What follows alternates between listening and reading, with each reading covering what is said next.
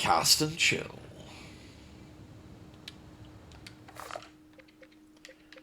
Yeah, like in here, I've caught some new fish.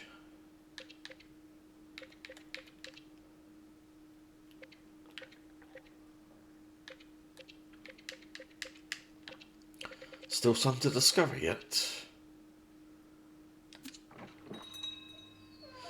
My money, I have enough now for the Coastal Rambler.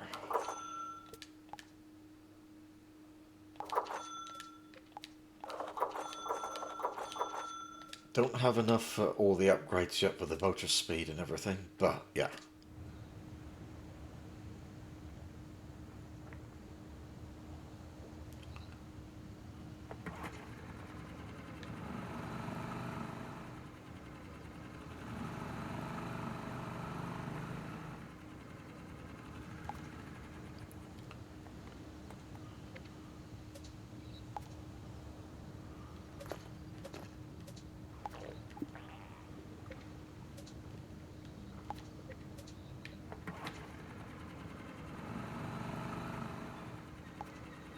Oh, there. You change it here.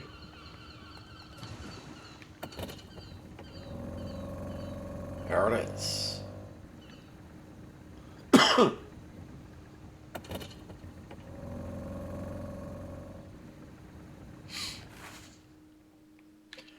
All the locations I can go to: Icewater Sea, the Old Wreck Bay.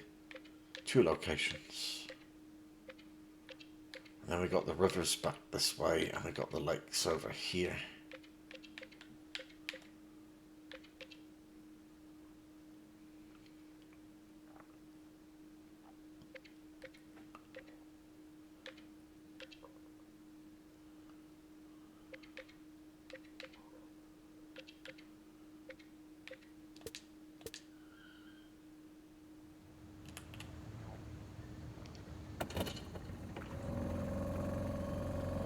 Off we go! Do more fishing.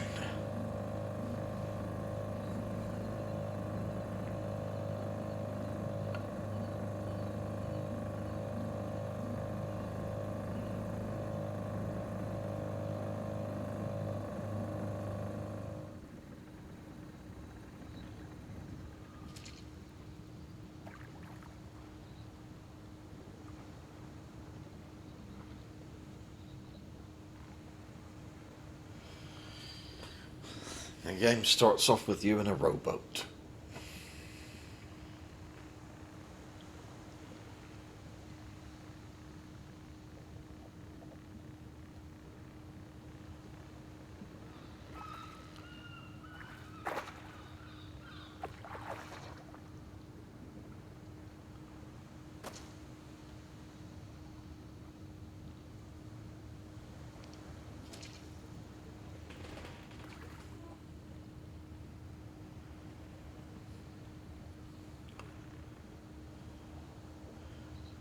So here comes today's nostalgic look back. A memory from long ago.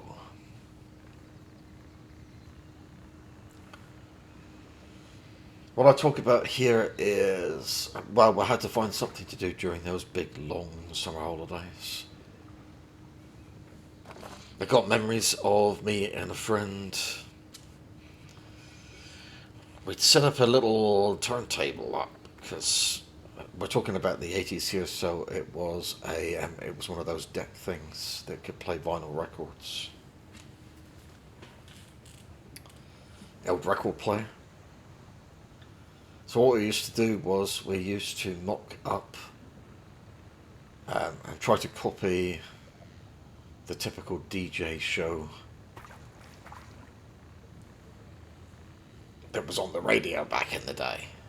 So it was a deck, it was a record deck. The show was recorded by using a tape recorder. So we had a tape recorder in the room. Just put the usual C60, C90 blank tape in, and we recorded via cassette deck.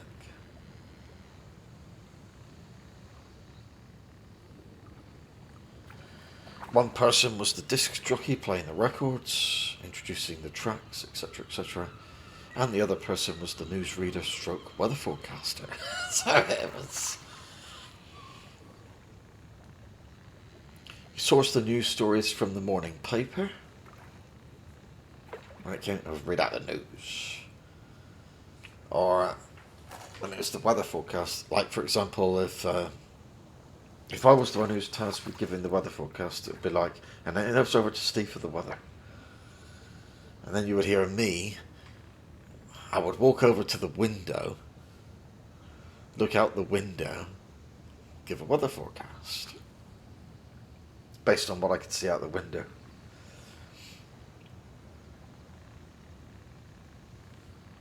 So I would go to the window and look out, Yeah, it looks a bit grey out there.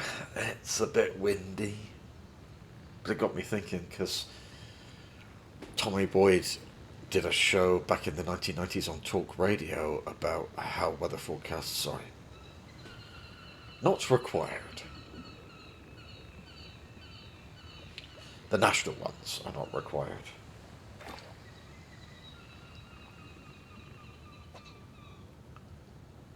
And it's got a valid point, I think, because the vast majority of people are only interested in local weather.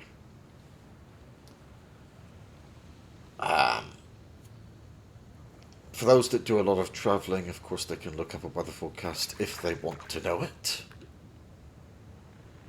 The vast majority of people are not doing a lot of travelling around on a daily basis, and they only want to know what the local forecast is. So this obsession with...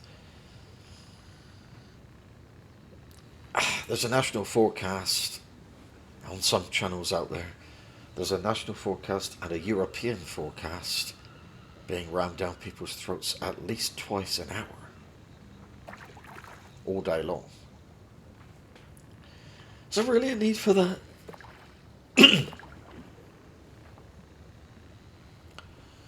Somebody living on the south coast of England really needs to know what's going to be happening up in the north of Scotland, or somebody up in the north of Scotland really wants to know what's going to be happening over in Greece or Spain. I mean, yeah. It strikes me as a bit bizarre.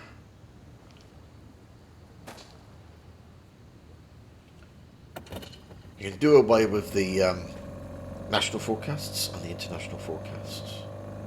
Most people are only interested in what's going to be happening locally, weather-wise.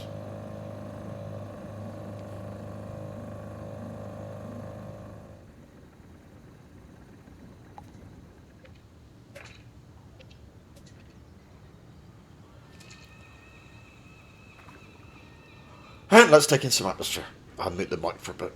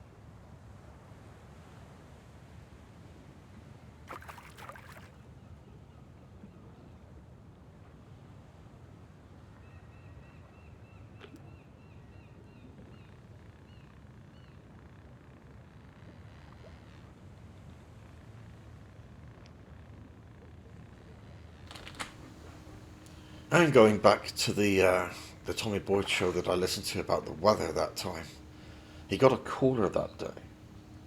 The caller was a flat roofer. And the flat roofer was like, yeah, I need a weather forecast. My job. It's essential, he said. And I remember Tommy Boyd challenging the flat roofer, so you believe the weather forecast then? Because I can remember many, many years ago Craig Rich presenting the local weather, South West England. And I can remember him getting quite irked, really, because he was like, people were contacting him, asking him what the weather was precisely going to be like over their house. Like in a couple of days' time or whatever. And he was quite irked by it. They can't do that. So the flat roofer is the equivalent of that. The flat roofer is expecting somebody to tell him what it's going to be like in a specific location on a specific day. And they can't do that. They're not accurate enough. Because, of course, when the weather is showers, when the weather is variable, it's pot luck. Some people get them and some people don't. The hit and miss showers and thunderstorms.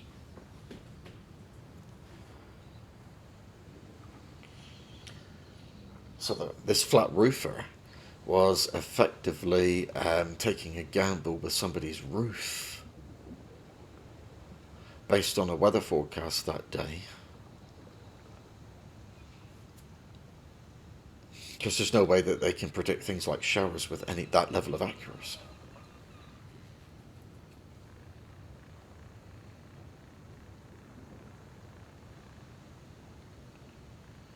I'm pretty sure that the flat roofers today, because this Boyd show went back to the 1990s, so I'm pretty sure that flat roofers today have got access to the radar themselves. They can pick up their phone, they can check out the radar for themselves.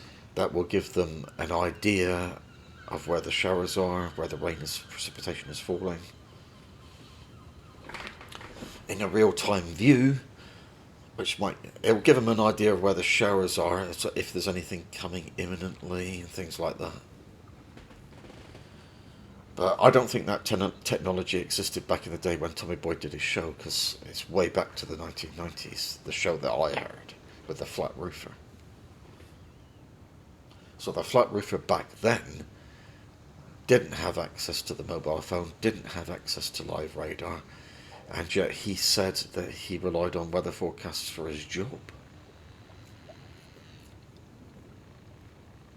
So if the weather forecast said that it was going to be dry and sunny that day, but a heavy rain shower materialises out of nowhere or unexpectedly, and he's got half of somebody's roof off, especially a flat roof.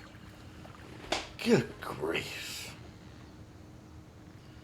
Well, I hope you can get the tarpaulin over there quick enough, or you're going to have a very irate customer to deal with.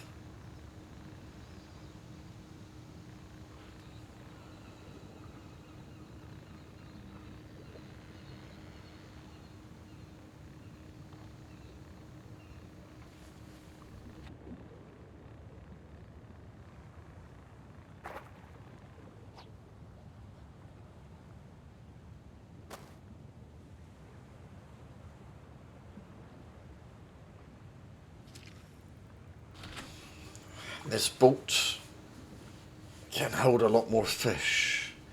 This is probably the biggest boat in the game. But thinking of the Jaws movie, that still ain't big enough.